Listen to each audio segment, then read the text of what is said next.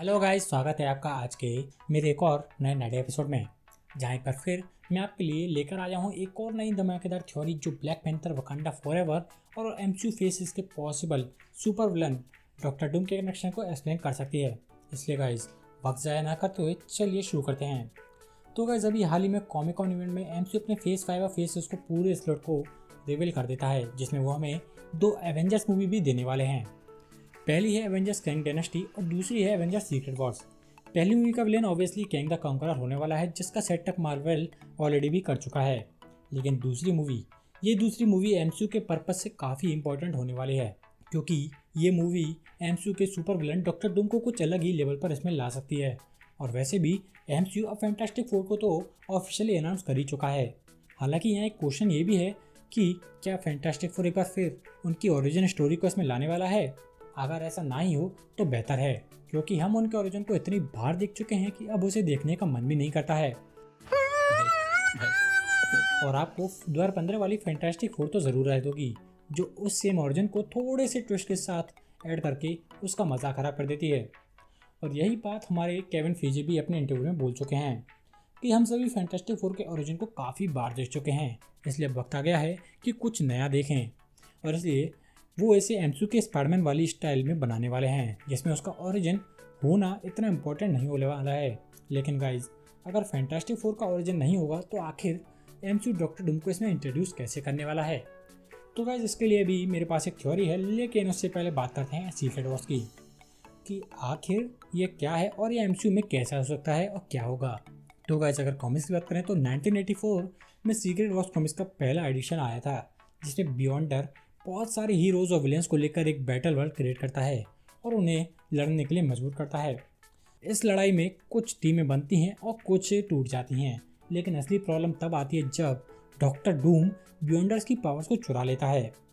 अब आगे क्या होगा ये तो काफ़ी इंटरेस्टिंग है, लेकिन हमारे हीरो जैसे तैसे अर्थ पर वापस लौट ही आते हैं।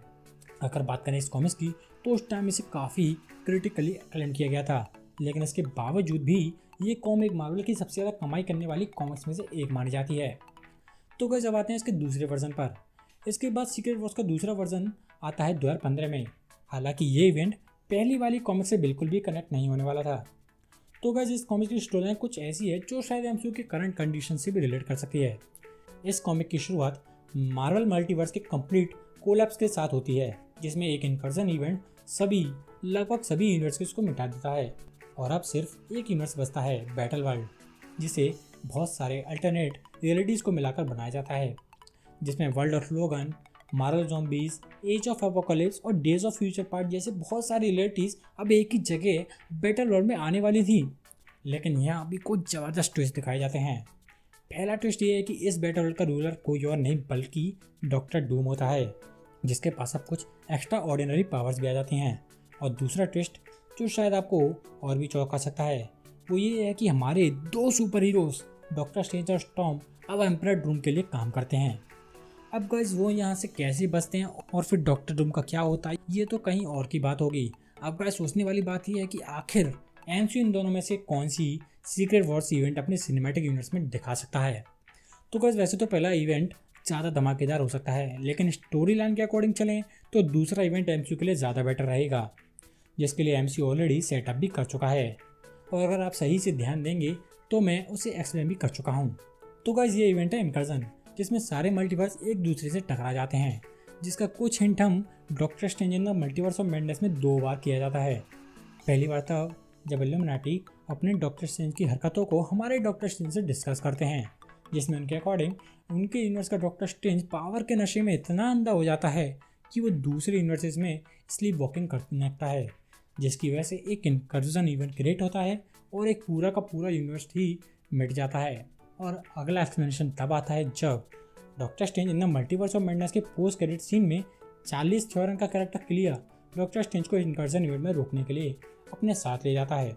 तो गाइस कहीं ना कहीं एमसीयू हमें इनकर्जन की हिंट तो देता आया है, और अब अपने मूवी रिवील के बाद ये अंदाज़ा लगाना थोड़ा ज़्यादा ईजी हो गया है, क्योंकि अभी तक ये प्रेडिक्ट करना काफ़ी मुश्किल है कि एमसीयू डॉक्टर डूम को किस मूवी से इसमें लाने वाला है, लेकिन ये थ्योरी शायद उसे भी एक्सप्लेन कर सकती है। तो गाइस आखिरकार चलते हैं इस थ्योरी की ओर। तो गाइस ये तो हम सभी जानते हैं कि एमसीयू का phase 4 black panther Wakanda forever से एंड होने वाला है। लेकिन अगर आप ध्यान दें तो एमसीयू के फेज को स्टार्ट और एंड करने वाली मूवीज कहीं ना कहीं इसके फ्यूचर थ्रेट्स को इसमें दिखा देती हैं।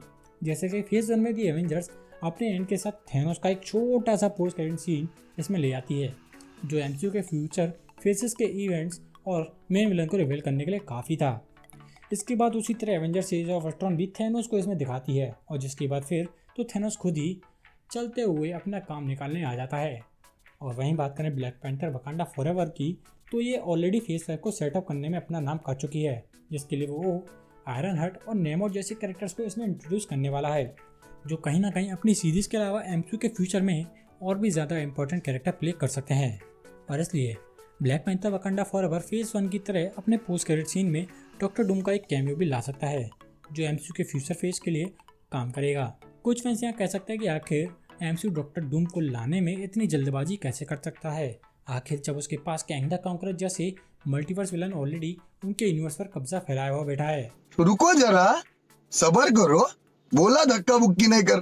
तो गाइस डॉक्टर डूम एक्चुअल में मार्वल के सिर्फ एक सुपर विलन नहीं है, बल्कि वो इसके मल्टीवर्स के लिए भी काफ़ी इंपॉर्टेंट कैरेक्टर हो सकता है, क्योंकि जैसा आपको पता है कि वो फैंटास्टिक फोर से किस तरह कनेक्टेड हो सकता है, और वो सीक्रेट वॉर्स के लिए भी सबसे ज़्यादा इंपॉर्टेंट कैरेक्टर है। इसलिए मेरे अकॉर्डिंग उसे अब इंट्रोड्यूस करना एमसीयू के लिए काफ़ी बेस्ट हो सकता है, क्योंकि जैसा मैंने पहले बताया केविन फीजे डॉक्टर डूम और फैंटास्टिक फोर की वही ओरिजिन स्टोरी नहीं दिखाना चाहते हैं, इसलिए उनका कैरेक्टर डेवलपमेंट करने के लिए इतना टाइम तो लगना ही चाहिए। जिसके बाद उसे आयरन हर्ट, अगाथा कैवर्नस और फैंटास्टिक फोर जैसी मूवीज़ में भी दिखाया जा सकता है। और अगर ऐसा होता है तो हम ये अंदाज़ा लगा सकते हैं कि डॉक्टर डूम एमसीयू के मल्टीवर्स सागा की एंडिंग के लिए कितना इंपॉर्टेंट हो सकता है। सो गाइस आज के लिए बस इतना ही। अगर आपको मेरी वीडियो जरा सी भी पसंद हो तो प्लीज़ इसे लाइक करें, और ऐसी ही ज़बरदस्त सी और मज़ेदार सी वीडियोस देखने के लिए चैनल के लाल वाले बटन को प्रेस करना ना भूलें।